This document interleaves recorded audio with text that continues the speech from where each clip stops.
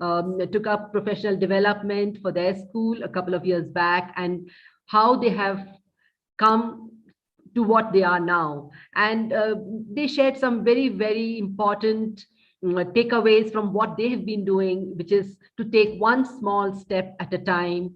And then along with professional development, if teachers really need to implement what they learn through their professional development workshops, it is also important for the school to have systems and processes in place so that it becomes a systemic step, and then only then it can sustain. So that was what was the big takeaway from what they shared. And in the last part, which was part 2, we had again 2 leaders from 2 different schools. We had Parveen Sheikh and we had Ranjana Gupta. And Ranjana very clearly spoke about how, what were some of the concrete steps and actions that leaders have to take in order to create a culture for a successful professional development for their teachers, how to create a safe space where there is no threat and teachers can be open to learning. And Parveen again reiterated the fact that, if professional development has to be successful, it has to be personalized for teachers. Teachers have to see meaning in what they're doing and what they're learning and set personal goals, and then it becomes successful. So the last part we saw about how we can create a successful professional development journey for teachers. So taking on from there, today what we're going to do is look at how school leaders have helped, what has helped school leaders in evolving in their professional journey. And we have 3 leaders with us today, and we have Neeta Rao, along with Reena Singh and Dr. Thomas Remigus, and they are from 3 different parts of our country. Neeta is from Bombay, and Reena is from Noida, very close to Delhi in the north, and we have Dr. Thomas from Bangalore. So we are going to be listening to them to understand what is it that helps leaders evolve in their professional journey, and then accordingly take it on for their own school and for their teachers. So Neeta will be in conversation with Reena and Dr. Thomas. So let me start by introducing Neeta for you. And Neeta is a very familiar face on the Adhyayan platform. So those of you who've been associated with Neeta and have also been, on this community of practice itself, sessions, and also who have attended some online workshops like the Tech for Teachers and other workshops which we've been doing in the last 1 or 2 years on the virtual platform, Neeta must be a familiar face for you. Neeta's association with Adhyayan goes a very long way back. She is one of the lead assessors for school reviews for Adhyayan. She's also been so active on this community of practice platform. She's a community of practice ambassador. She has been a panelist on many of these sessions several times, and she has shared her experiences for all of us on this platform. And she is she's actually currently she's the PYP head and the junior school head in Bombay International School. She is a very passionate educator, and for her, children are very close to her heart. And she her interest in education, she says, came quite late in life. She's a late bloomer in that sense. Somewhere in the 40s, she suddenly realized that her calling was education and teaching. And from then on, she's been teaching, and she's taught at all different levels of schools. She's interacted with all children, right from primary till the high secondary. And her expertise is in language arts, and she knows Spanish. So I can go on about Neeta. She's also a tech enthusiast. And so, we've gone to her from Adhyayan itself a lot of times to help us with how to do these tech workshops and stuff. So Neeta is always willing to be with us and support us. And so she's volunteered again today to be with us here and be the moderator and be in conversation with Reena and Dr. Thomas. So I'm going to hand it over to you, Neeta. So looking forward to listening to all of you and learning from you. Good evening, everyone. Always a pleasure to be here. Before we start, let's just some of you may have attended both the previous sessions, but even if you haven't, we'd just like to know what you think constitutes continuous professional development. What does it mean for teachers to engage in professional development continuously? So Annette is going to run a Mentimeter, and she's going to give you the space for you to put in your answers in that. Annette? Yes, I'll just share it.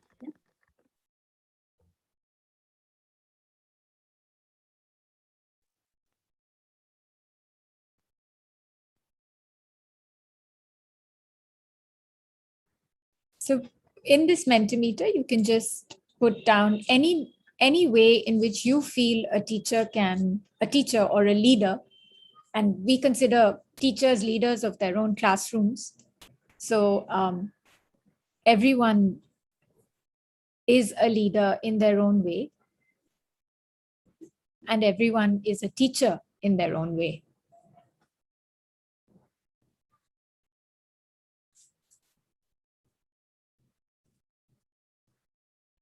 For those of you who are familiar with Mentimeter, this should pose no problem. Otherwise, all you need to do is go to www.menti.com and type in this code, and you will be able to put in your answers.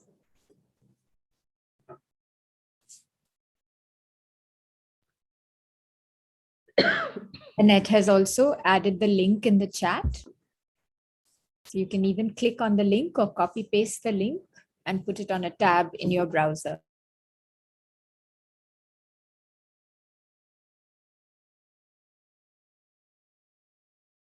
Even if you just want to use phrases or words, that's fine.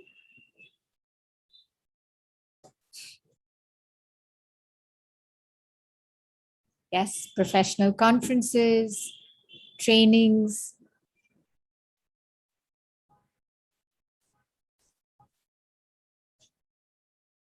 I'm very interested in what has been written here, reading, and we'll go into that a little later. Yes, workshops, keeping abreast with subject developments, latest technology. Yes, I love the fact that you think of yourself as an explorer.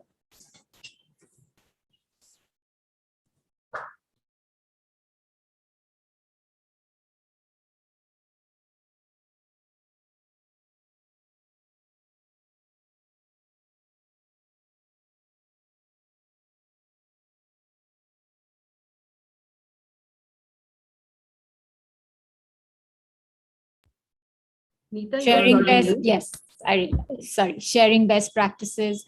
You know, I read somewhere that I was reading this book recently where the author, I don't remember who it was actually advising us against using the term best practices. Because if you say best practices, you're automatically assuming you can't get better. And there's always scope for improvement. So I thought that was an interesting take. Great. We've got a whole lot of ideas here, very pertinent. Trainings and workshops seems to be predominantly how most people think we need to, and they are a very, very important part. Some of you have also said reading, sharing with others, attending workshops, and we'll go into all of these, but I'm going to now let our two very distinguished panelists, Jayashree was very kind when she introduced me, but compared to them, I feel quite inadequate when we've got two very, very accomplished panelists here, and it is my honor and privilege to introduce them to you. I'm going to start with Reena. Born and brought up in the cultural capital of India, Kolkata, she's a humble alumnus. She's humble, but she shouldn't be. of one of the world's finest, of the city's finest colleges, Loreto, where she majored in history and then went on to bag the coveted varsity topper's place in modern history at the postgraduate level. No mean feat. And then even has an MPhil to her credit. Reena Singh's visionary stance as a principal at the GD Goenka Public School, Rajnagar Extension, prior to her, she was the principal there, and then she took over the position at TKS Noida. And she's known as a transformational leader. And this has enabled her to be at the helm of several committees of school leadership programs of institutions like the IIMs and SP Jain College in Singapore. She's also a panel member of the CBSE and is a master trainer for the CCE system across 500 schools of Rajasthan. At present, she's the principal of the Khaitan School in Noida. Reena Singh has also been empowering students and teachers by aligning the vision and goals of each individual and the school at large. Through her transformational style of leadership, she's been fostering supportive relationships. She encourages the establishment of clear and transparent objectives. And these are followed by traceable key result areas, very much the Adhyayan way. Her initiatives at school have largely promoted a collaborative environment, which is so important, and ensured that her team is always agile and ready for change. And in these times, what better qualification do people need in education but be agile? We've had to adapt to so much. She's also the recipient of several prestigious honors, such as the Enterprising Leadership Award, and more recently, the Golden Aim Citation for being the most admired principal. Ms. Reena Singh is a dynamic and motivated educator par excellence. She has had the rare opportunity of receiving professional training in education at Shanghai and Taiwan, and as a recognition for her contributions in the field of education, she's received recognition nationally as well as internationally. She also has a diploma in school management and administration from Symbiosis, Pune. And not many people know this, she also has a degree in journalism and mass communication and human rights from Delhi University. And all these have equipped her in being not just a pioneer, but also a front runner in equipping and empowering young minds. So I'm going to ask our distinguished panelists to now present to us her journey as a leader and her journey with continuous professional development. Thank you, Neeta. It was, it's such a big introduction that you gave me that I'm really humbled by it. Thank you so much for that introduction. Good evening to everyone. I take this opportunity to thank especially Adhyan, my coach, Kavita. I really consider as my coach to her. So when she was here today, I said my Dronacharya is here, for giving me this opportunity to share my school's journey of professional development as a tool for continuous improvement. When I took over the school as a principal, the school was doing very well, is doing very well in terms of all the parameters that we could think about. It has 4,000 students. It's one of the most coveted school of Delhi NCR as a leading school. The CBSE results have been fantastic, with an average score reaching to 80 and above. So everything was very good about the school. So there was a sense of complacency. There was and everybody felt that, we are doing very well. So there was no need for a change to happen. All stakeholders seemed to be very happy. So I had this opportunity to sit back. I could have sit back, enjoyed the achievements of the past merit that the school had been and could have continued. But as Neeta, as leaders, we always have this things echoing in our head. So I have this wonderful nursery rhyme echoing in my head, which I would definitely like everybody to remember. It's one of my favorite: good, better, best, never let it rest. Until your good is your better and your better is your best. So this nursery rhyme kept on echoing into my head. And there were pertinent three important questions that I had. One, how do I measure that the learning is reaching to the last child? Remember, I had a big school. I had a school which had 4,000 students.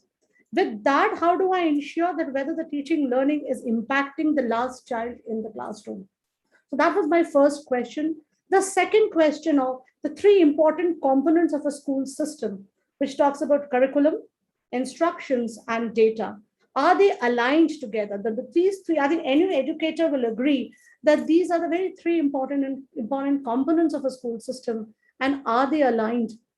And the third and the most important thing was, does the school have a caring culture? Do I care for my teachers? Do the teachers care for each other? Do the students care for each other? Does the campus talk about a caring culture? So there were three pertinent questions that I needed to find out. I also knew that in case I want to look at this, I had to look at a whole school system, at a bigger picture. That was very important. Again, I think a lot of you will agree, you can't achieve a bigger picture. You can't look into a whole system and think about your vision unless you have a support from your management. So honestly, I had a management who was extremely proactive, very supportive. My vice chairman and my vision kind of aligned together, where we said, yes, we need to find out whether we are reaching to the last child or not. So that alignment, can I have the slide on the alignment, please? So that alignment, can I have the alignment slide, please? Yeah. So this three alignment was very important that I needed to look at, because in case any of your structure misaligned, there where your gap arises. So as far as the curriculum is concerned, we are a CBSE school, so we had a structured curriculum and nothing much could be done into it. Yet, management and myself, we got together to decide, is this curriculum helping to create problem solvers? Does our student understand what problem solving ability is? Are we making them thinking child? So these are the questions that I asked myself. Is the curriculum aligned? Is the textbooks that we have in our class, do they match with the national standards? To answer this question, we hired someone to head the curriculum team, especially in the primary and to an extent in the middle school, to relook at the curriculum and how do we align it with the national standards and make our children thinkers. So once this was aligned and put into place, I found that there was a major misalignment that was happening in the instructional strategies. It's not that our teachers were not skilled. Thankfully, had a best bunch of teachers, but yet there was apparent certain skills that needed to be developed in order to establish this alignment. The question that came back to me, how do I align it? What are the skills that I need to develop among the teachers? How do I identify those skills?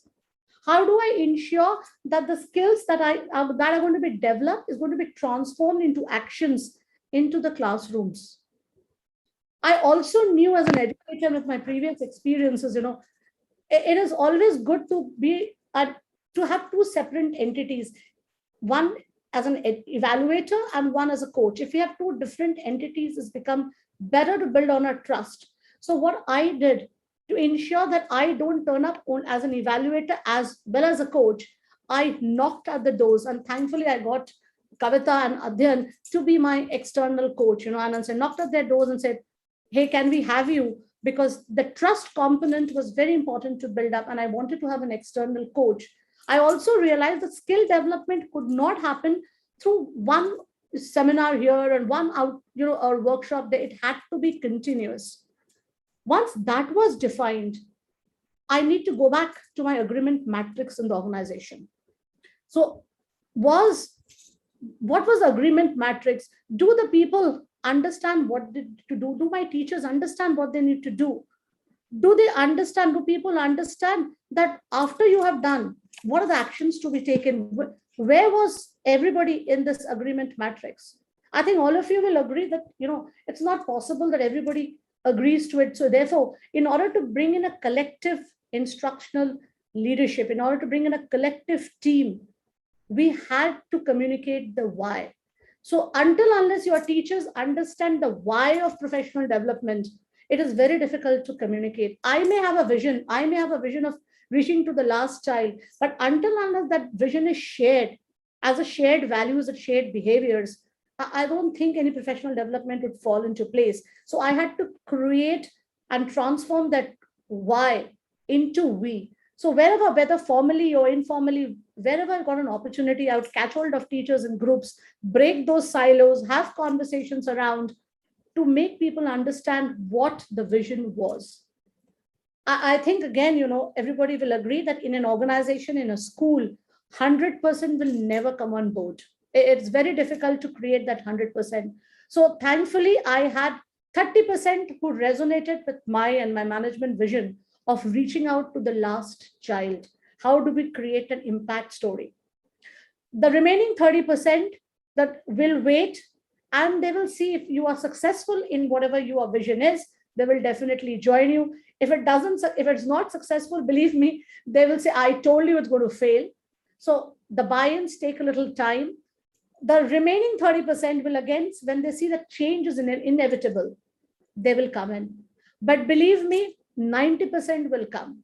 10% will still wait and watch. So to transform this story and to make teachers, a group of teachers, who have been doing extremely well, have been reaching benchmark and said, why do I need to do any kind of professional development? We have been giving you fantastic results. What was the need? To make them understand and transform that, it was quite a challenge. I will not say I've got all my 90%, but yes, I'm very sure my 60% is definitely aligned to understanding the need for requirement. And this happened because, as a leader, it is very important. The leader should be a learner. The leaders have to be a learner. I have to walk the talk. So I went back to Kavita, I went back to Adhyan and said, can I do my own leadership mapping? Believe me, I had done my IIMs, I had done my management trainings from wherever possible. Yet I felt that there was a need to understand, was my leadership impacting the outcomes of the child in the classroom? As a leader, if my leadership is not impacting, and then I fail somewhere. So I went back to Adhyan and I said, can we have a leadership mapping for myself before I take it to the teachers? And so over a span of rigorous 3 months, I sat down with Adhyan, did my leadership mapping, understood the impact story, came back to it, and then I decided I needed to have a flat structure. I think I work better with a flat structure rather than as opposed to a hierarchical structure. As a flat structure, this gave me an opportunity to communicate my visions with my teachers, with my team at one-to-one basis. There was transparency. I could build on the trust, and it also gave the teachers an opportunity, to join the group and share their ideas and push back when they had to learn from others. With this, and I made sure that, I was approachable. I think everybody, so I broke that barrier of hierarchy and said, look, I am approachable. If you feel you disagree, you're most welcome. I followed an open door. My office door is 24/7 open to you. Just come and join and ask questions. That helped me to build a caring relationship. So I was trying to make a background before I moved on to a rigorous professional training for the teachers. So the caring relationship was very important. As a leader, I had to be visible, had to be approachable. Once this was done, my mid-level leaders, my mid-level in charges, who were various in charges, I wanted them to go through that impact story with Adhyan to understand leadership. So I went to my coordinators, I went to my head of the junior school, senior school, my ample in charges, and I requested Adhyan, can we have a leadership mapping for them? And I wanted to make them understand it was not to tell them how bad or a good leader you are. It had nothing to do with it. It was to make them understand that these professional journeys are only about moving from one milestone to other. It has to be a developing in nature. It is about not telling you, you are good, fine, so you're welcome on board. If you are bad, you are out of it. Nothing of that sort. So, with Adhyan, with Kavita, so this handful of my 6-7 members went again to a training to understand leadership and how leadership itself has to be impactful. If your leadership is not, again, impacting the learning outcomes of students, something really needs to be done. And this is how each of them got a little report, if you could see on the screen. And it talks about whether you're the emerging. It doesn't say whether you're a bad leader or you're a good leader. That's the beauty of this coach. And that's why I think if I had gone and said, look, you need to emerge here, you need to develop here, I don't think that would have worked. So when I had an external coach, perhaps that helped. in building that trust, in building that transparency, and making people understand, where and which areas you need to develop on. So I ensured my in charges went through this training before it was done. Once this was done, I think he went back to Kavita and said, I think, now I need to talk about teachers. Where do I go? Because I knew my teachers were giving me good results. They were giving me fantastic CBSE results. They knew their planning. But what worried me, did they understand what an annual goal is? They understand what is the learning outcome that you need to achieve at the end of the year. So how do you set your goals? So we got this. So my teachers were all trained to a continuous process. And please believe me, this goal setting was not easy. It took nothing less than 3 months for teachers to understand the importance of annual goal setting. So 3 months of professional journey had to be carried forward. I would knock on every Friday to Kavita and say, this is what I am doing. How do I go on to it? Take teachers on board, call them even on Friday to have conversations around. And then we empowered the teachers to have their annual goals. And not only that, you have made your goal as a teacher. What about a student's goal? A students may have altogether different goal. How do you align a student's goal with your own goal? Now that is easier to set and done. It had to be it has to be more organized. Once teachers understood the annual goal, the next gap that we could identify was the teachers need to understand what are their weakness and what is their strength. I think we all agree it's very difficult at times for us to say, this is my weakness. This is how my class, I think, improve on it. So we had to look into an observation mechanism. In most of our school system, the word observation is like threatening. I had to break those barriers to tell them that observation is not a threatening. Observation is more of a developing purpose. It has to be reflective. There's nothing to get scared about it. Unfortunately, whenever the word observation had two connotations, observation meant either it's your annual increment and your annual appraisals depends upon it, or your observation meant that fine, you're not good, you need to be out of the school system. So I had to break that mindset. I got hold of and I'm thankful to Adhyan for coming here. And believe me, it's not because, I'm speaking on a forum of Adhyan that I'm speaking, but I really mean it. And we will see slowly the kind of wonderful work that we have done. So with a professional training, we could sow the seeds among the teachers to understand that professional observation meant a reflective purpose. Can I go to the previous slide, please? Can we go to, so it had to be a reflective. We identified and we told teachers very transparently that any observer who's going only for this year may look into the only top 5 or 6 things that we be wanting in terms of your students' engagement, in terms of your collaborative learning that would be happening.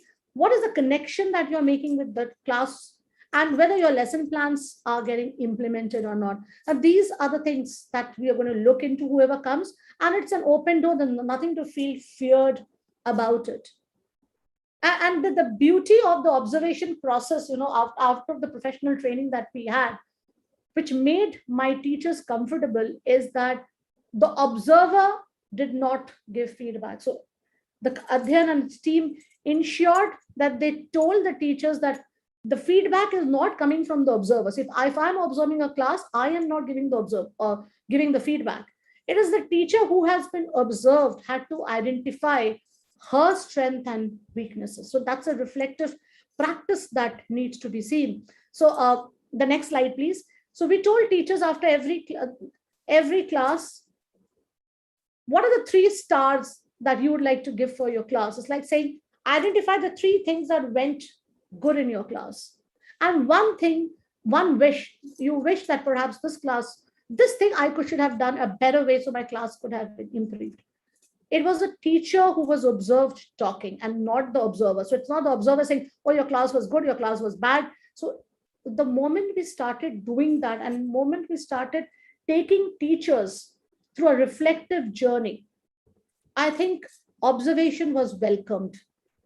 But again, I would like to tell everybody out here, this is a skill that doesn't happen overnight. It cannot be tomorrow morning if you go and say you will do it. It doesn't happen. A professional continuous professional training would be very, very important. So I did have to take my teachers through this training process. First, I had to get my mid-level leaders get their trainings, and then subsequently teachers, a step at a time. And I'm not saying that I've achieved this 100%. I would say that I'm still at a 25% level, but at least the culture of collective learning has set in. Today, I think everybody's, I mean, they don't get intimidated by a fact that somebody is coming to observe, because you may be observed maybe for the first 10 minutes, for the first 5 minutes.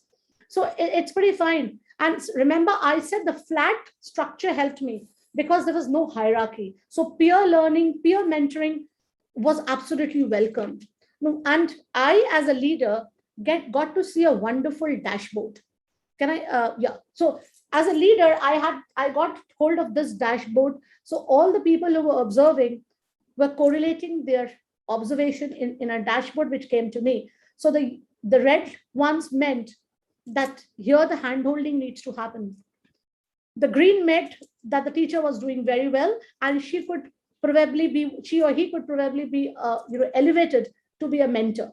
The yellow meant that there are scopes of improvement that need to be brought into.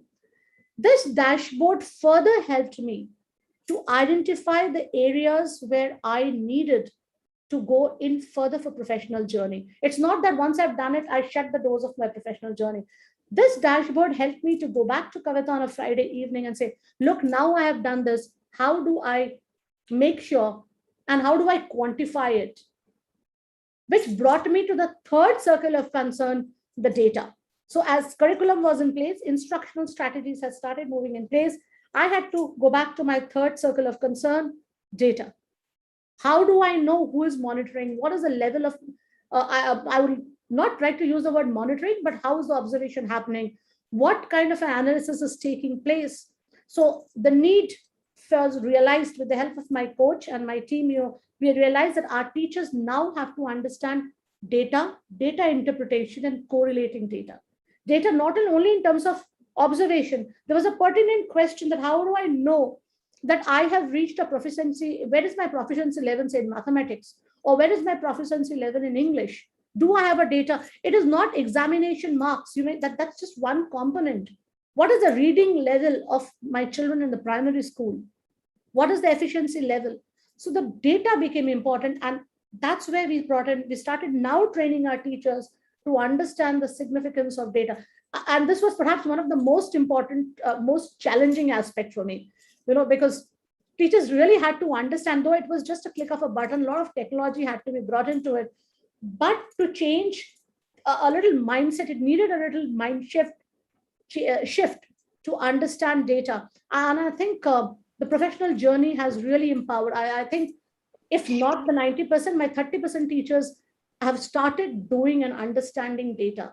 So this has really helped me. So my lesson plans were in place, my curriculum was being paid, and this is something tracking. So now my individual teachers could go back and create tracking processes of what was happening in their classes. So each teacher started creating a tracker for themselves, and then they could convert this tracker into graphs. And this is such a wonderful beauty, of way how teachers subsequently from instructions are moving into it. If you could see this. So what have been the collaborative tools used in the classrooms?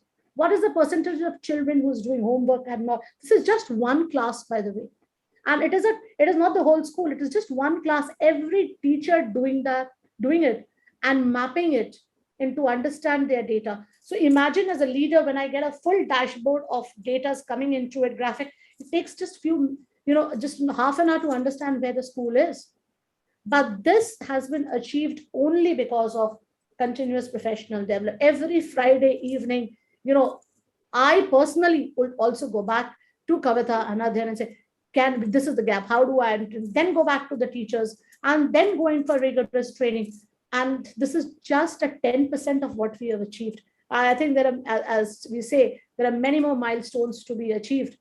Once I brought in the plan, how do we sustain this learning process? How do we sustain this professional continuous journey? I think I would rely on my PDCA cycle where everybody agrees. So plan, do, check. So planning was, I had this vision of reaching to the last child, of making a caring culture, understanding my 3 circles of concern be aligned. What did I do? I went to Adhyan, I went to an external coach and I said, I need your help. How do we bring in a rigorous professional journey? Once it was done in place, checked at every step. My data helped me to check whether I was on the right track, identify the gaps, and again go back to my coach and say, hey, this is where I'm lacking.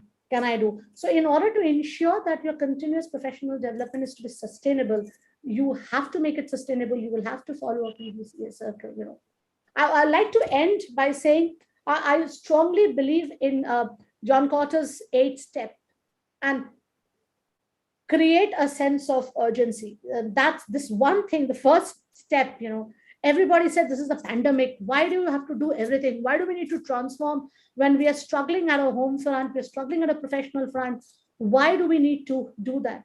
But honestly, I felt, and my management equally felt, that this was the best time to introduce. Because remember, achieving students' outcome. Today, I found a very nice Twitter that had been sent by a tweet that has been done by Kavita also. Learning of students should never end. What is going to, which mode of teaching, whether it's an online or offline, does not matter what Kavita says in the tweet. But what matters is, what is the learning happening? How is the learning happening? And if learning has to impact every child, there has to be a sense of urgency. You cannot wait. So pandemic, no pandemic, you need to create an urgency. However fast it may look, it may have looked to my teachers that, we're moving very fast. What was the need of it? We have enough time. We can go slow. But please, for students, when it comes and impacting students, I think nothing should wait. And then further, we build on stepwise of, I would like to say we have spoken about very important thing, but as leader, I would like to say those who are listening to me, breaking barriers and buy-ins are important. Please have empathy when you're bringing in rigorous professional journey. Your buy-ins will only happen when you trade off. So if your teachers are going through a rigorous professional journey today for 3 hours, tomorrow they have to attend a meeting. Tomorrow they have to attend a meeting at 9 o'clock. I think we could be a little empathetical and say, okay, tomorrow's meeting is cancelled.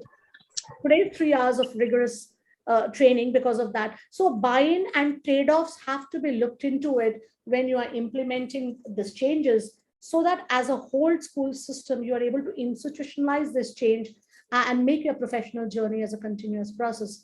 So thank you, Neeta. I think I've taken over a time a little, but I'm very passionate about it. So I had to speak about it. It's a continuous process for me.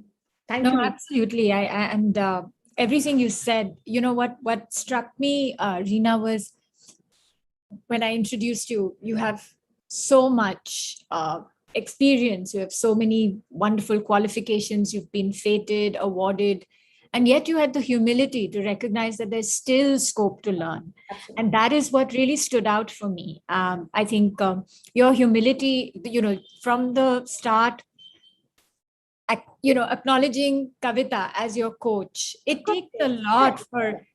Anita, I'd just like to say, I may have done my leadership, but as I told you, Kavita made me realize, and, it's not that I'm flattering her, that your leadership has no meaning until it impacts the child in the class. So I may have the fanciest of degrees from wherever possible. But if my transformational journey is not transforming that child and not helping me to release the full potential, then so this impact story was very important that we got into it. And everything in school today is about impact. And that comes from Kavita and Adhyan. And, you mentioned the tweet that she put today and said that learning of students should never end. Well, we can extend that and say learning of teachers should never end either. It's all connected. Yeah, that's right. So thank you very much, Reena. It was really inspirational listening to you and your journey, and how, this culture of caring that you spoke about, you really walked the talk. That example that you mentioned where, it's not only about making the right noises, putting up the posters and having kindness days, but like you said, teachers are tired. You recognize that. You always make allowances for that, give them grace. And that's what we've been hearing a lot during the pandemic, particularly. Give them grace, whether it's your teachers or your students. So thank you very much, Reena. In the interest of time, though, I would love to carry on elaborating and asking Reena more questions. Maybe there'll be time at the end, and all of you can ask her questions as well. But I would now like to introduce our other distinguished panelist, Dr. Thomas Remigius, who has 22 years experience in leading large schools. He believes in being a leader who listens and demonstrates trust. His vision is to make every day the best day of every child. So, it's doubly an honor for me to have two educators. And Jayashree, in her introduction of me, also told everyone how much I believe that schooling is all about the child. And I'm so glad that both these educators have a similar vision. He says that there is something to celebrate in every student. A senior educator committed to empowering schools to achieve international standards of best practice, cultivating global awareness and appreciating diversity within the context of national development goals and local realities. He has over 2 decades of experience. He's a senior management in schools in Rajasthan, Maharashtra, and now Karnataka. And he has supported the teaching and learning process through collaborative leadership and professional development opportunities.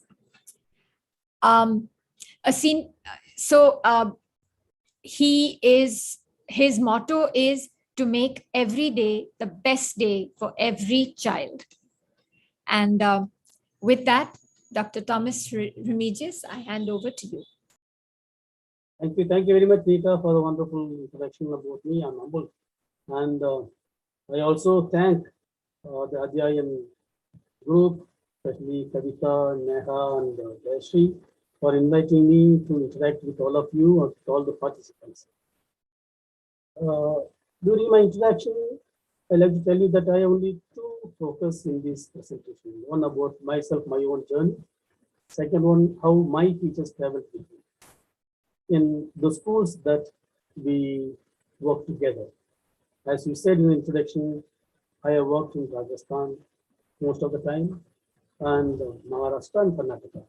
I would say the last 10 years that the best of these 23 years. That's because I had an association with Adhyayan, and that has given me a different change in the paradigm, and I could bring change in the schools where I worked. Before interacting with the Adhyayan, we had our own style of functioning, but Adhyayan gave me a different perspective to go deep into our own personal training and taking the teachers along with. So I thank Kavita to become part of our schools and given me so many chances to interact with so many of these Adhyayan people. To go to my presentation.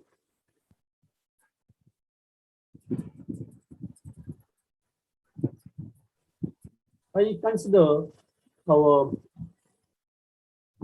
professional development programs as not just a sprint, but a marathon. It's not just a short-term program.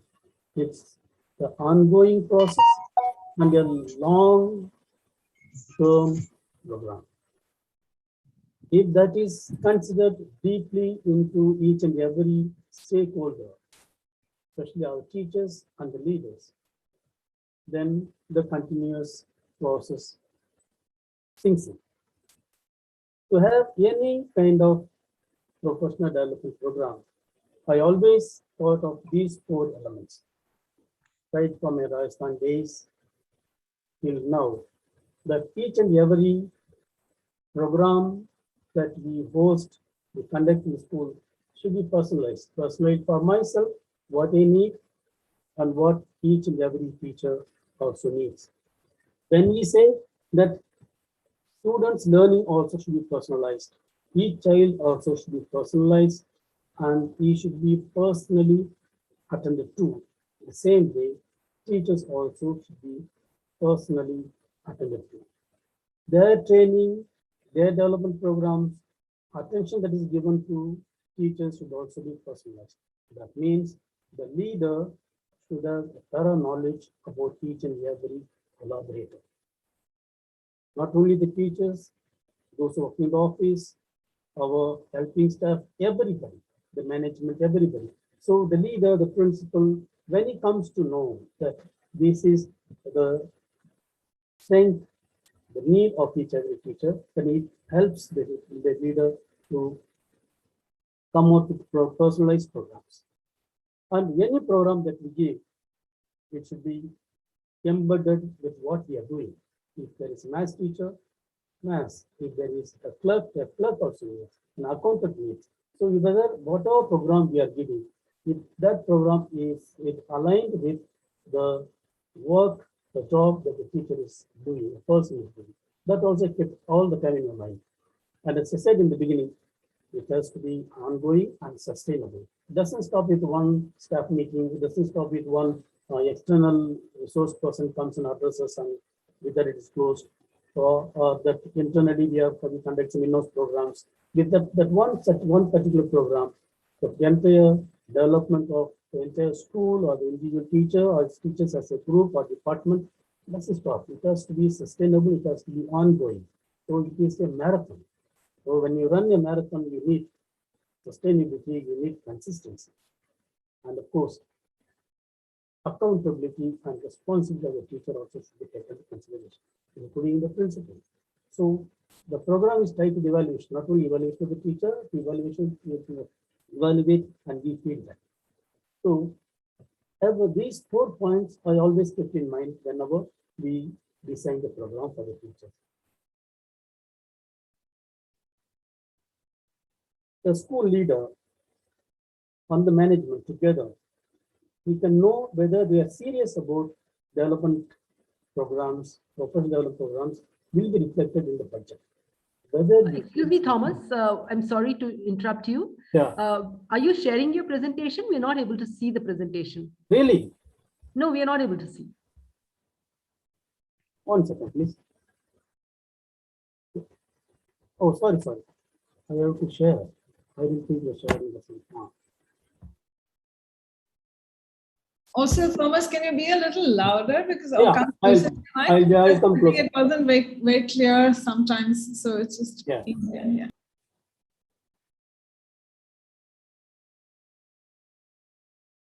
Yeah, we can see now. And now is it clear? But Yes, you can we can put it see. on full screen. Yeah, that's right. Yeah. Now, so if the school is serious about the development programs, should be reflected in the budget. Do we have something in the budget? So in both the managements where I worked, they were very generous.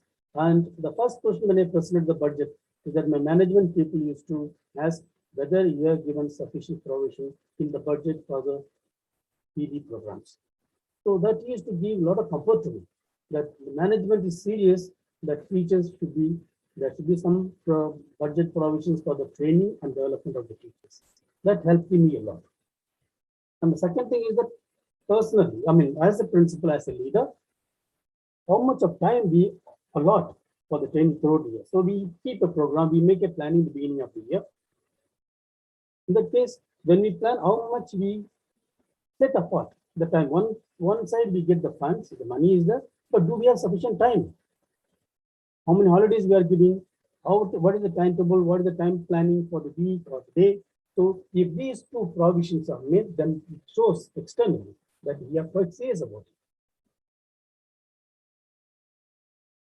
it. I always believe in this, that when the principal finishes, the whole school catches school. This is neither good nor bad. It is the truth. The principal's impact is very significant. Our focus becomes the school's focus. I have personally believed, I always believe and work on this principle, that the school hinges on the culture the principal portrays. Wherever he focuses, everybody turns to that area. So in all my 22, 23 years, I believe that the school hinges on primarily on the principal, but of course others, as Reena said, When we share the vision, it becomes a combined vision. We grow together. So it is important that if the principal is not focused on development of his own skills, his own continuous development, then how can we tell the teachers to come along with us? So I would like to say how I journeyed in my life to be a principal, how we grew. I became a principal at the age of 34. I was raw, very raw. So when you, as a young boy, young man, entering into a big school of 3,000 students, and the teachers who are there from working the same school for more than 24 years, so you have some clashes with the senior teachers. So it took time for me to realize that I cannot work without the help of the teachers. So I give credit to my own growth, shaping my mindset to become a very good, efficient principal to my first school and the senior teachers there. They patiently accepted me, and they used to come and tell me how to go about, how to become a good leader, what they want. So earlier I was a pushing factor, now it became a pulling. Whatever teachers demanded, I tried to do. So teachers came and told me. So my senior teachers were very good in all the schools, especially my first school, that they were humble to accept me. They were magnanimous and gracious rather to accept me and help me to shape my idea of school leadership. So I thank the teachers, those teachers who helped me to grow in the first school. So I was not a failure. And if I had not listened to the teachers, those teachers would be a failure. So I would say they were my first mentors. We were always part of the school group. So the second part of my journey was my peer meetings with the peer principals. We had about 30 schools in the first group where I worked. It was a Catholic institution in Rajasthan. So all the Catholic school principals of the particular diocese used to meet. So these principals meeting we used to conduct once in 6 months, and these meetings gave a lot of input, and they brought up ideas how to for the planning of all the schools, not only my own school, but the schools together, the networking schools, how together we grow. That gave me another focus of not all alone. I cannot take the school, not only my school. My school is not an island. We have to grow with other schools. So there, the peer learning, peer meeting took place. That is the point in my journey. In all the schools, I consider that students play a lot of role in the principal's shaping of his leadership style, or how he develops the focus and the vision, and how he connects the mission and vision of the school. So the more we interact, the more we learn from the students. As Reena said, we are all learners. So there is no age for learning. So we can even learn from students also. I have learned a lot from the students. And the students are great teachers for us. So they are the one who make us what they want. So when we interact with the teachers more, when we interact with the students more and more, we come to know what they demand. Again, the push and pull factor matters a lot. I used to read a lot right from the very beginning. So readings help a lot. The more you read, the more you get to know. We read a lot of books on leadership, on education changes, technologies. So the readings help me a lot. There was a training hosted by CBSE and IIM Ahmedabad. That gave me a strategic leadership program was conducted in IIM Ahmedabad, which is 16 I attended, about 40 principals that attended all over India at the time. So this training in Ahmedabad was 1 week long program. This program helped me a lot to become a better principal, to bring in all the ideas from there and implement in the schools where I work in Rajasthan till I reached the general schools. Apart from that, there are enrichment programs I used to attend. There is the Association of National Level Catholic School Principals. This used to be conducted once in a year in various parts of our country. About 200 to 300 fathers and sisters used to attend this principals meeting. These meetings also helped me a lot in getting ideas and implementing. This also part of played a vital role in my life. Social media these days play a lot of role. I follow a lot of educators on the Twitter. Their ideas help me to shape my view, and it's important that we keep abreast ourselves with the latest thinking that's going on in the education circle, and I have been benefited a lot. And in this connection, I like to say my association with Ajay, and also as I said in the beginning, made a lot of impact in my journey. My journey has got two parts. One journey in Rajasthan when I was with the Catholic schools, then I shifted over to general schools. At that time, I got a chance to interact with the Ajay group, and they, with their interaction, with their intervention in the school, and with us, made a lot of change in the school performance. And whatever Reena had presented, I would say I fully agree with her. That's what has happened in my schools also, both in Bombay as well as in Karnataka. Now, how I go with the teachers. So, in my opinion, the professional development of teachers encompasses all that happens in school. Not only the in-house training or experts coming, whatever happens day to day becomes a part of their development.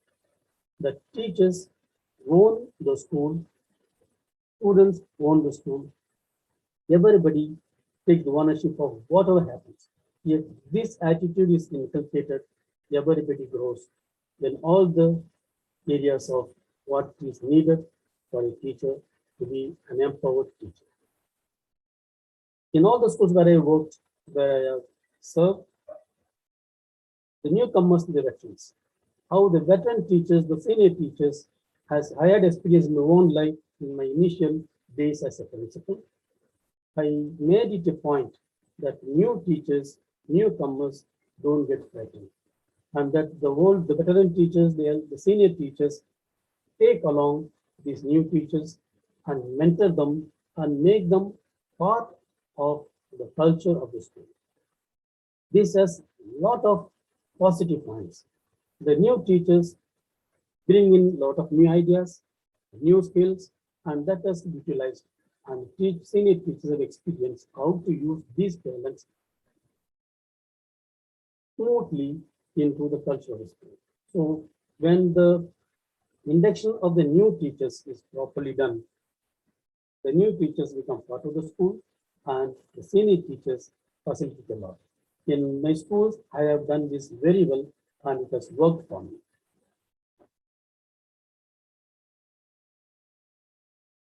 I consider staff meeting as one of the important steps to develop the professional. Many times we principals conduct staff meeting to pass informations, directions, and tell about what is happening in the school. But what I have done is that any information to be sent through circulars or emails, I used to send. Most of my staff meetings used to be how to be better teachers. So I had become a kind of mentor to the teachers, and these staff meetings were part of professional development programs. It's not only that I only did the staff meeting every time. Staff meeting never come out kind of professional training. Some of the senior teachers like HODs, there are some coordinators. We take turn in conducting these staff meetings and try to have feedback or come to know what needs to be done. So staff meeting we used to conduct surely once in a month, but once in 2 weeks certainly we used to conduct. And the HODs used to conduct, coordinators used to conduct their meeting on every Saturday, once in a week. So staff meeting also was used in my journey as professional training sessions. Thomas, there are people saying that they can't hear you clearly. Oh my God. Yeah, can you come closer and maybe? Okay, yeah, now it's louder. yes. Now am I clear to you? Yes. For me, network is dropping.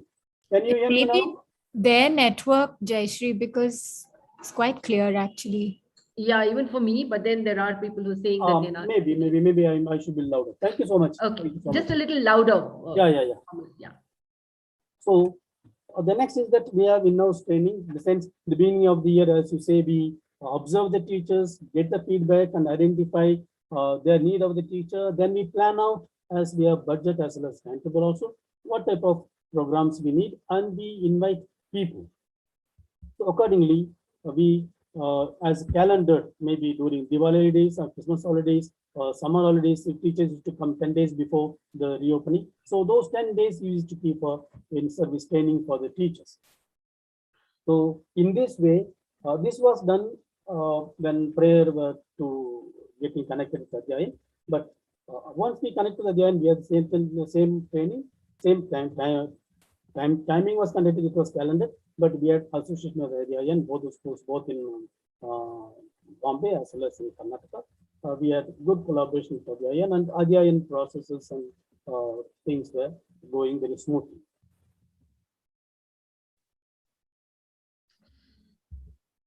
Journey with the teachers, again, we used to send the teachers to visit other schools. That is also, I consider, though it is just a visit, but it gives the teachers for learning, for a lot of learning opportunities. We used to send the teachers to visit other schools, learn from them, interact with those teachers, and come back and share with the teachers. Not only I used to go to various schools, but mostly I insisted that second line teachers go and visit regularly, both in Bombay as well as in Karnataka. When you are a part of a group, I had the advantage of part of being two big groups. One is that St. Paul's group of Catholic schools in Rajasthan. One is the general schools. St. Paul's group had 30, 40 schools, and we had about 10 schools. It was easy for us to send the teachers, easy for us to send the bring the people in. Apart from that, not only we used to send the teachers within our own group of schools, we used to, as in Bombay, we used to send the teachers to various schools, and Adhyayan used to help us a lot in sending the teachers. So that was a learning point, learning opportunity for the teachers. The beauty of our association with Adhyayan is that in Bombay as well as in Karnataka, more than 20 of my teachers have gone as assessors. One of my teachers, a lead assessor, Miss Ambika, from my Bellary Karnataka school.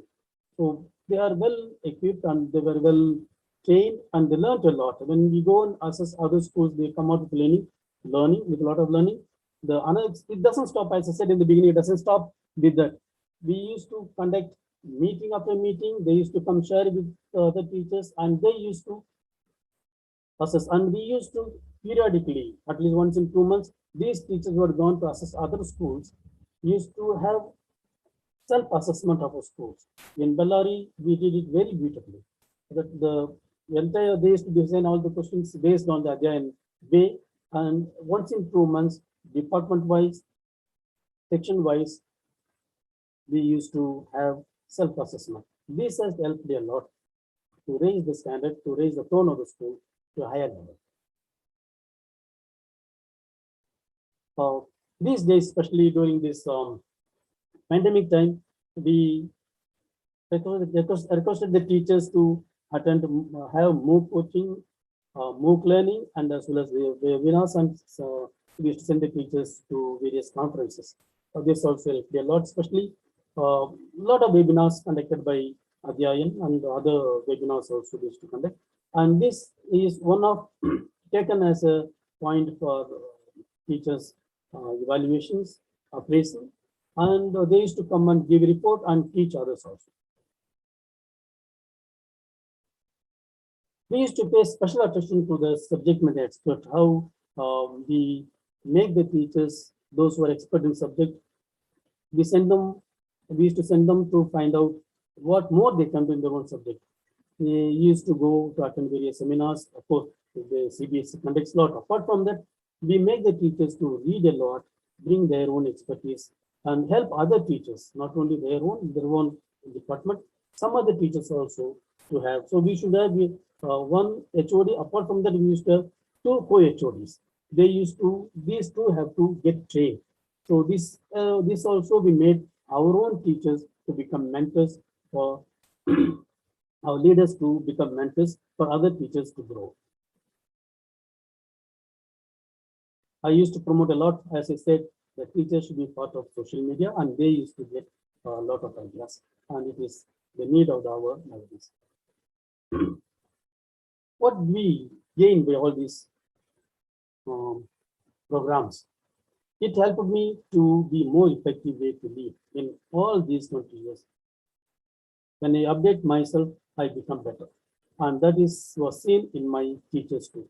So, as Rihanna said that if the principal doesn't know, how will the others, how will we ask other teachers to know? So principal becomes a model for others. Better way to teach. The more we update ourselves, we can know how better way to teach, better organized. We get planning skills. Uh, more knowledge and insights, of course, through the social media. I get a lot of insights by reading even our own Kavita's tweets. The more we read, we get insights. Like that, many people are there where we get more insights. It helps us a lot. Continue to learn. Continue. The education is continuous. Continue. Every teacher, every leader in the schools where I work was part of our effort that we continue to learn. And of course, we connect with people, and with that, according to our own interest and passion and curiosity, we get connected when we go and attend various programs, various professions. But all these things for professional, I can conclude with 4 important pillars for professional training, professional development. One is that observation and feedback. There should be a process to observe, as Reena is doing. Other schools, every school is doing that way. There should be a process set aside to observe and give feedback to the teachers. So continuous, regular peer assessment, observation, not only classroom observations, their activities, their interactions, their learnings should also be observed. And we bring, based on this observation, based on this the feedback that we give, we bring in internal and external coaching as we have the principal become internal coach, HODs become internal coaching. We get third party like Adhyayan, NABERT, people come and give coaching, and that also to be evaluated, that has to be taken into continuously learning. Professional discussion of professional matters. That helps when you have a particular HOD, we have coordinators, we give various sections of school, HOD, subject-wise meetings. That becomes a platform for the teachers to discuss about what they are doing. So we, in all the schools where I work, especially in last 2 schools, Bombay as well as in Karnataka, every Saturday afternoon was meant for the teachers, for the department to sit together and work on what we are going to do next. That has to be done about the next thing what you're going to do, about the subject, about what they're learning. So there is a platform for the teachers to discuss what they are supposed to. Even staff meeting also can be converted that way. Then of course, when teachers become researchers, we help the teachers to write letters, blog, write and teach, and do read more books if they become researchers. So with this, I thank this platform for giving the opportunity. Thank you for listening to me. Sorry if I was not properly heard. Maybe there is some network program. Thank you, Ika. Yes. Thank you so much, Dr. Thomas Remigius. This was so enlightening. And, you know, there was so much synergy between what you said and what Reena already said. Both of you are leaders who've carried your teams. It's not about personal glory. It is about the team. It is about the school. It is because ultimately it is about the child. And that came through so strongly in what both of you said. Both of you focused a great deal on the importance of there being a strong school culture, a culture of caring, a culture of connections, and a culture of continuous growth. That was so important. Both of you spoke about the leader's role as a coach and as a role model, and the importance of reflection throughout this journey. And reflection always starts with oneself. Only when you model being a reflective leader can you convince others also to take that same path. So really beautiful. You also highlighted, you've segued into what I wanted to share. I was thinking about the different ways, we started with this where we asked our audience about the different ways in which we can engage with professional development. And you both touched upon everything that I had to say. What I had done, what I did over the last couple of days was create something called a sketch note. And I've put it all together in one page, on one page. And that's what sketch notes are all about, synthesizing a lot of big ideas. And this actually synthesizes what we've been hearing for the last 3 sessions. So yes, conferences, workshops today, webinars, these are a very, very important part of professional development, but they are not the only part. There's so many other ways that we can grow continuously as professionals. There are online courses, as Dr. Remigius mentioned, MOOCs, which we can attend. Many of these are free, and we can constantly keep learning. And, one aspect is, of course, learning about educational theories or practices. But as long as you keep learning, whatever it is, even if it is passion-based, interest-based, as long as you're a learner,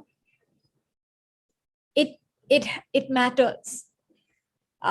That's why the central quote over here is, your life as a teacher begins the day that you realize that you are always a learner. We spoke about so many resources available to us online. There are blogs. I'm a big fan of podcasts. I need to find time to walk. And one motivation for me personally is I use that time to listen to podcasts. And there are podcasts on every available subject, but there are some brilliant educators who have podcasts. It's fascinating listening to them and learning from them. But if you are not not someone who enjoys tech, there are a lot of magazines available as well, which you can read. There are excellent educational magazines. Dr. Thomas spoke about social media. And I think in today's world, we have to accept that social media is a tool. And like any other tool, it can be used for malified purposes. But I mean, you can use a pencil to poke someone in the eye as well. And a pencil is a tool. But if you use social media wisely, it is an immense source of learning. Every day, connecting with educators from around the world, your mind broadens. And all these spaces, whether it's Facebook communities, whether it's Twitter chats, whether it's Instagram, whether it's Pinterest for ideas, I think they're an invaluable resource and they really should be tapped. Dr. Thomas also mentioned how he got together with peers, fellow principals. And like that, there are so many professional learning communities, including the ones that have been started by Adhyayan, where we can exchange ideas, exchange thoughts, learn from each other. You both spoke about your journey with Adhyayan and how being an assessor helps us grow so much. But even before you become an assessor, even if you visit other people's classrooms, you can learn so much from all your colleagues, all your peers. Everyone has something that they do well. And if we go in with that open mind to learn rather than to evaluate or judge, we will come out the better for it. Not only about assessing somebody else's ability to teach, it's also about going in with that attitude of what can I learn? Books are in a treasure, and every time I feel, oh, I've read this great book, there are 10 others waiting to be read. And I just feel, at times I feel that I need to take a sabbatical just to catch up on all the reading that I need to do, because there just doesn't seem to be enough hours in the day. I wish I could sleep for fewer hours so that I could get more time to read. And as it is, I sleep for very few hours. So I really don't know where to make that time in my day. But there are some brilliant resources out there, some brilliant books, and they can teach you so much because you can go in depth. You listen to something on a TED talk or in a conference or in a webinar, and then pursue that with that book so that you get in-depth knowledge, not just that surface knowledge. And having a coach or a mentor, that is the ultimate.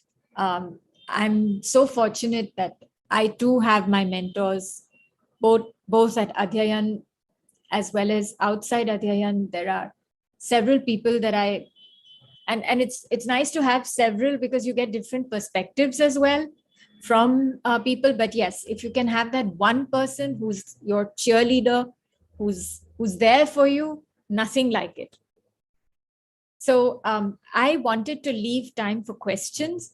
Annette, I'll send you the JPEG version of this so that you can maybe share it on Twitter or any other social media handles, because I think it's a nice succinct way of putting together what we have been doing through this particular theme. And if it helps anyone, I'd be only too happy to share it. Now over to all of you for questions. We have 10 minutes.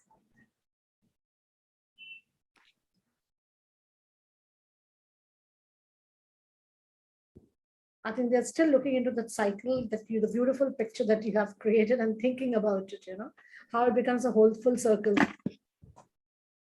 Yeah, the reason I put it as circular is because, there's no end. It's yeah. I think every teacher should put that in their rooms, and then start thinking, I've done this, I've done. That's a cycle that they need to achieve.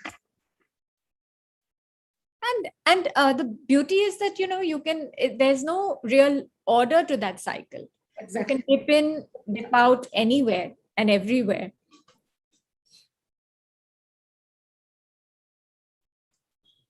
So Nikita actually asked me privately for two of my favorite books. I think one by far, which I recommend that every educator must read, is, I keep having this favorite book of, I read a book and I get so excited, but I think by far one that I think I hold very close to my heart is something called Opening Minds by Peter Johnston.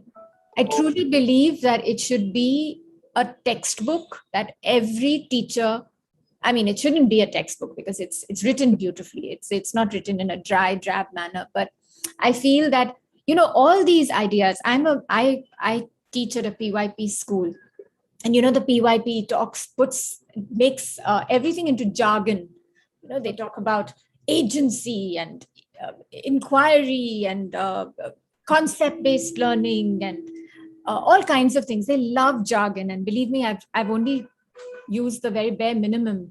There's so much it can blow you. But Peter Johnston, very simply, and he's written years before the PYP became the flavor of the month or the flavor of the Indian educational system. He wrote about all these things, and not only that, he gives beautiful strategies, and it's all about how we speak, how to become more reflective about our language. And it is one of the best books I have read. If I have to choose a favorite, that would be it. Yes, Raina. Yeah, good evening, ma'am. Actually, I would like to have more insight on that observation, reflective observation. by teacher herself, like he or she. Like I really like this idea very much. Sometimes we feel like how to tell a senior teacher who has been teaching more than 30 years. Like sometimes it's very difficult to speak of something. So I would like to have more insight. How can we go for this in more organized and systematic way? If this time it can be so to be. Um, anyone wants to volunteer? I have an idea, but I can reserve that for later. Go ahead, go ahead. I just wanted to say, that observation is a skill that, again, a lot of training would be required. The people who are observing have to understand that they're observing not for the purpose of, giving a feedback to say whether you're right or wrong. The whole idea of reflection, so you have to build a culture on that so that observation does not become threatening. And it's very important. I mean, that's what we learned across, through our professional journeys, is that observation, the observer should talk the least and let the person who have been observed speak, because we are all adults. We can identify and do a reflection of how did the class go by. So I understand that since you have this, some teacher could be at a very higher position, have been in school system for a long time, and to tell him or her saying that you are not doing good or this is wrong could be very difficult and challenging. So the best thing is let the other person reflect on it. The only thing, you will have to develop that art of conversation, of making the person speak and simply saying, identify the things that went well. Don't start, for any communication, we all know the positive has to start first. So appreciate the things. So even it just start by saying, okay, I like the way, the tools were being used in the class, the collaborative tools supposed to be being used in the class, and begin the conversation, making the person comfortable. Let the person say the things that she thought that it was best in the class, and then say that maybe what was that one thing perhaps you have done better. Once you make the teacher comfortable, I think they will open up into it. Great. Have to develop. But right, I have a slightly different take. Okay. I'm not even suggesting that you make suggestions to the teacher. Exactly. Just go in about what can I learn from you. I really want to learn from you. And we had a system. So there's this. I'm going to post a link in the chat. It's there's this blogger, Jennifer Gonzalez. She has a blog called Cult of Pedagogy, and I strongly recommend following her blog. She speaks about this system called having a pineapple chart, where you just invite other teachers. You put up a chart in your staff room or virtually or however. There's so many ways of doing it, where you say, suppose I'm doing. I've planned a class where I'm using a thinking routine. I just put it up there and invite my colleagues to just join in. And it takes that one person to take that, to be bold enough to do it. And when they realize that, look, I don't have to come into your class and tell you what you did right and what you did wrong. I've come to see how you do something. Maybe someone else is really good at classroom management. And they say that, okay, I run great routines to keep my class in order. And we have these very stimulating discussions in my class without it becoming mayhem. Great. So just opening up your classrooms. Right. Thank you so very much. It's really helpful for me, whatever you people have discussed. It was really wonderful to listen you all. Thank you so much.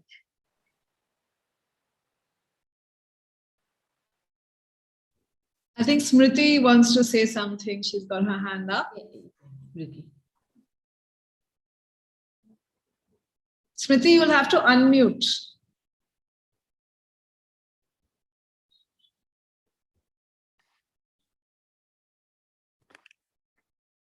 Smriti, are you able to hear us? Oh, wow. Here's Ranjana saying that she uses the pineapple chart in her school. Amazing. So maybe, that's the person you could connect with. Okay, I don't think Smriti is able to unmute for some reason. So Spoky wanted to ask a question. It's to Thomas. Hi, Thomas. I'm not sure this is quite a question. you always struck me as being really hungry to learn as a leader. And you also, I think, and I want to ask why you did it, because it was right. You decided to make school review industrial, and you got lots and lots of your leaders to come on the reviews. Yes. The impact of it was pretty significant, wasn't it, in your school? It was. Teachers going out as assessors in other schools had a great impact in my schools. Great, means really great. It widened the vision of the teachers, those who had gone out of my school to other schools as assessors. So when they go for assessment, assessing other schools, they assess our own school. When they ask some questions to other schools that this is there, this is good, this is not good. This is not my school. This is happening in my school. So they come and share. So the key factor of growth in a short period of time in both those schools is sending my teachers as part of this assessors team. And for that, I am grateful to Kavita and you and the entire team. The teachers learned a lot. The more teachers went out and as assessors, are not only just visiting other schools, but assessors when they went, the learning is more. You know, the NEP talks about people going to each other's schools, and I think Parveen's been allowing a lot of people to come into her school as well. I don't know if you've known about the fact that there are 2 schools in Mumbai who've been able to actually go and observe classes in Samaya School, which is where Parveen is leading the school. And I think this is the kind of interaction that we really want to see happening more and more. So inviting everybody, in this community of practice to say, how do we begin to make this happen where teachers support each other across schools instead of just, within schools, yes, and across schools as well, because that would be absolutely wonderful to see happening. But Neeta, I definitely want to hear from you also what you had in mind, because one of the things that we do have here is about the creating of a culture. That's the whole focus of these 3 sessions, right? So how do you get, how does Thomas get his teachers to actually be willing to go to sometimes far away schools, traveling far away, leaving their homes and their families behind is a leadership, ability. And similarly for Reena to be able to say, okay, in a school which didn't have peer observations, to be able to say, okay, how do we kind of create that space for people to actually do that? In your case, it's a sophisticated IB school, to be able to say, okay, how do we begin to appreciate each other's practice? Because very often in the most sophisticated schools, you might have teachers who are very protective of their practice. So what does it, one thing that you all can identify, all 3 of you, one thing that it takes to start making that culture happen.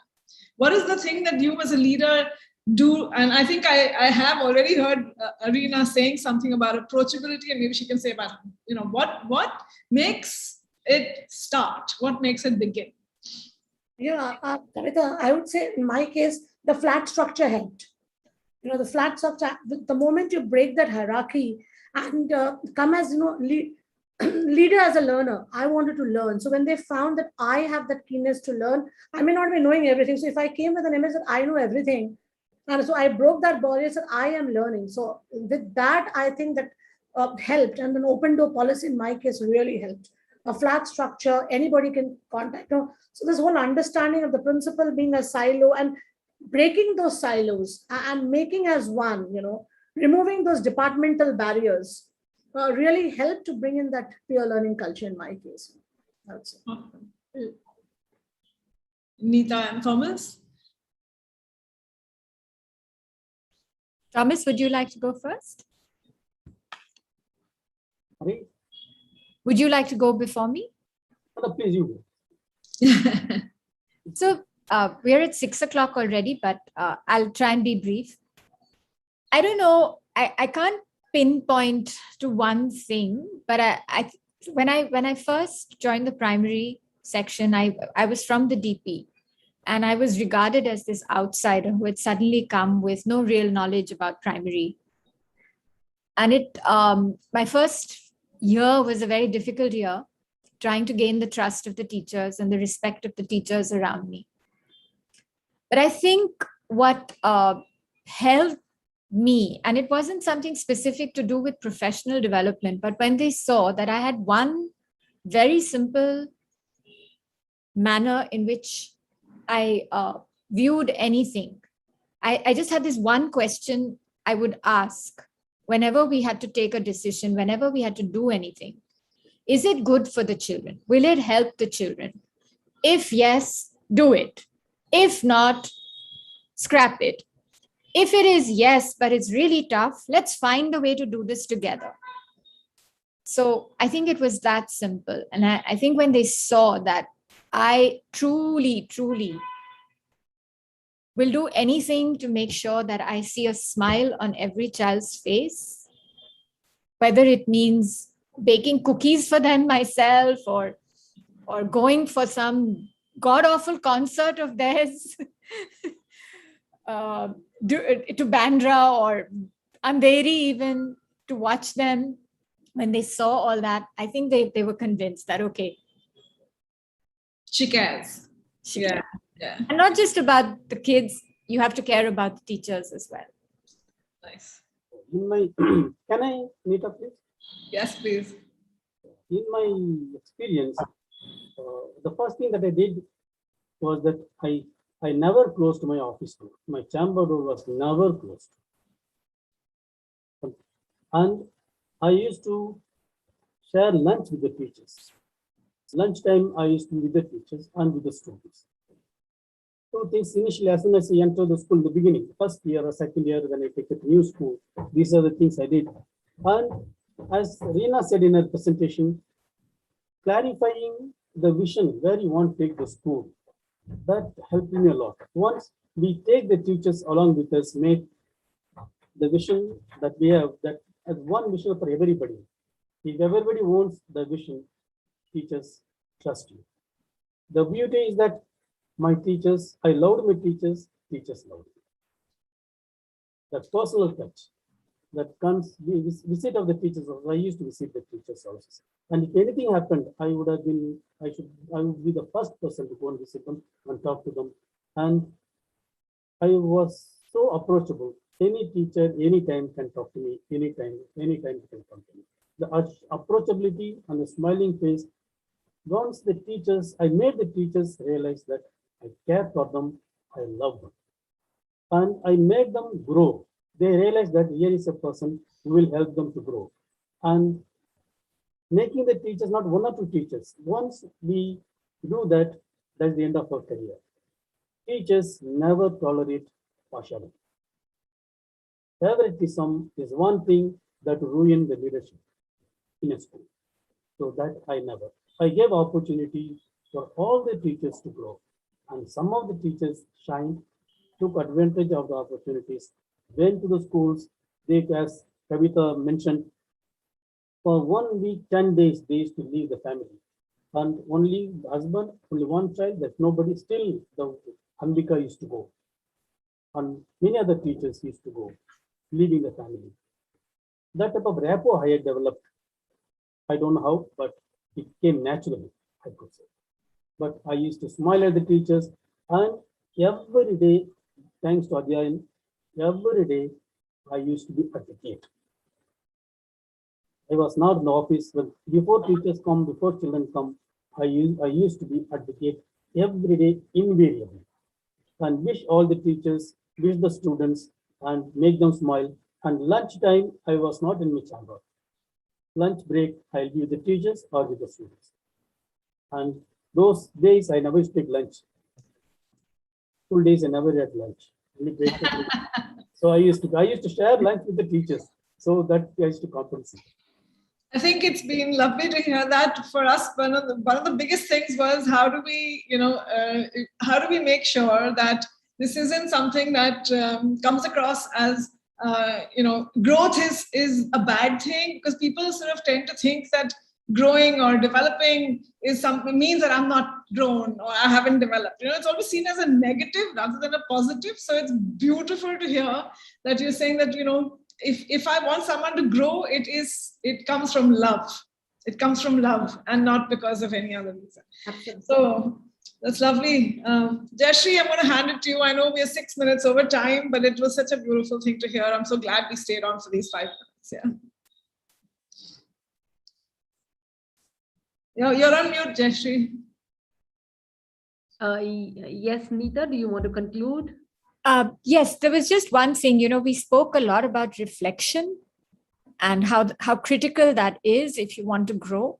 So we just the very last thing that we'd like you to do is there is a Padlet. I can already see people leaving. So there is a Padlet which Annette is going to post in the chat, the link. I used to think, now I know. Have these sessions caused any shift in your thinking? This is a routine we use with children. It's a Harvard Project Zero thinking routine. I used to think, now I know. Very simple. Please just take a few minutes to think about it. So the Padlet link has been put in the chat and it has done it. So request you to go on to this link and open the Padlet.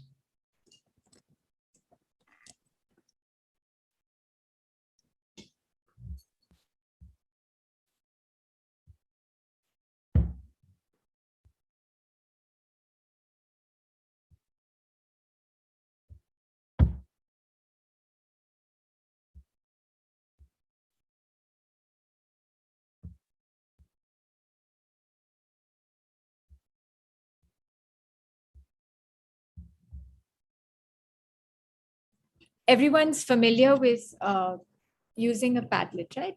I think, Annette, you need to allow people to write. I think in the setting, because I don't see the plus icon. So it may be preventing people from being able to write on the Padlet.